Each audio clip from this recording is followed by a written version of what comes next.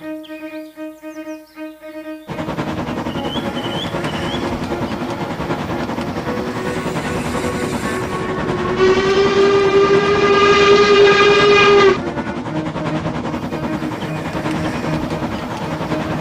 lovely Saturday morning, Henry was puffing along.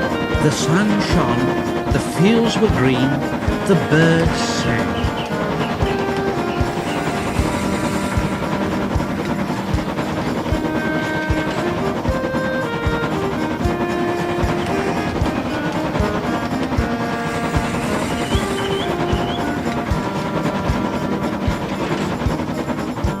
Just ahead, Henry saw some boys on a bridge, and he thought he would whistle to them and say, "Hello."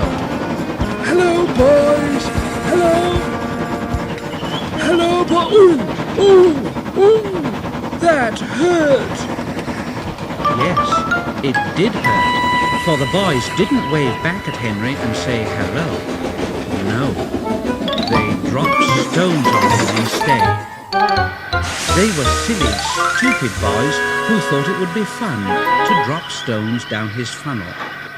Some of the stones hit Henry's boiler and spoiled his paint, and one hit the fireman on the head as he was shoveling coal, and others broke the carriage windows. Henry was very upset. The coaches were upset too. "They broken our glass, they broken our glass, they broken our glass, they broken our glass." The driver opened the first aid box, bandaged the fireman's head, and planned what he was going to do. And the guard asked if any of the passengers were hurt. No one was hurt, but everyone was cross. They saw the fireman's bumped head and told him what to do for it. And they looked at Henry's paint, and someone said, "Look here, this is too much. Call the police." But Henry's driver said, "No, you leave it to Henry and me. We'll teach those lads a lesson." "Well, what will you do then?" "Well, can you keep a secret?" Yes." "Yes. Yes. Yes. Well then, Henry is going to sneeze at them." "What? What? What? What?" "Yes, Henry is going to sneeze at them. Look, Henry draws air in through his fire and puffs it out with smoke and steam. Well, when he puffs hard, the air blows ashes from his fire into the smoke box, and these ashes sometimes prevent him puffing properly. I mean, when your nose is blocked, you sometimes sneeze, don't you? Well, if Henry's smoke box is blocked, I can make air and steam blow the ashes through his funnel. We will do it at the bridge and startle those young fella my lads. You see."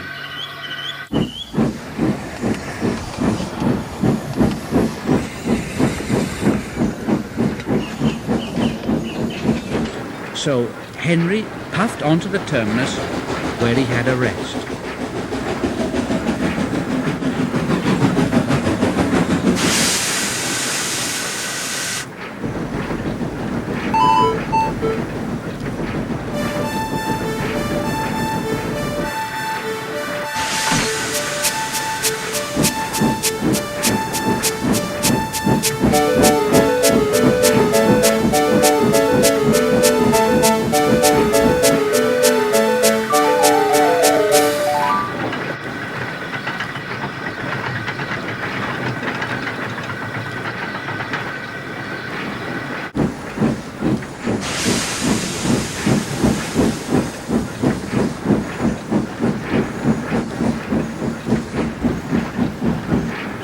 Then he took the train back. Lots of people were waiting at the station just before the bridge. They wanted to see what would happen. Henry's driver said, "Well, that's all right, Henry. Now, he's got plenty of ashes. Now, keep all the windows shut until we've passed the bridge." Henry is as excited as we are, aren't you, old fella? Eh? And he patted Henry's boiler. Henry didn't answer. He was feeling just a bit stuffed up. But he went,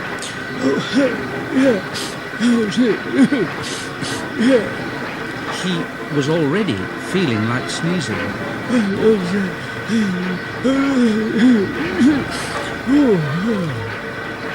The guard waved his flag and blew his whistle. And they were off.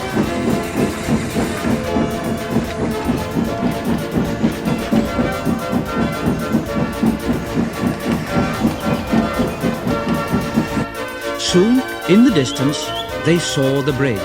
Yes, the boys were there, and they all had stones. Henry's driver said, "Are you ready then, Henry? Now, sneeze hard when I tell you. Ready? Steady. Now!" And he turned the handle, and Henry went,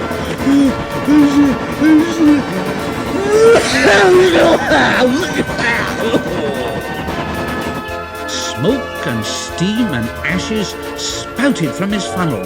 They went all over the bridge and all over the boys, who ran away smothered in soot and cinders. Henry's driver couldn't stop laughing.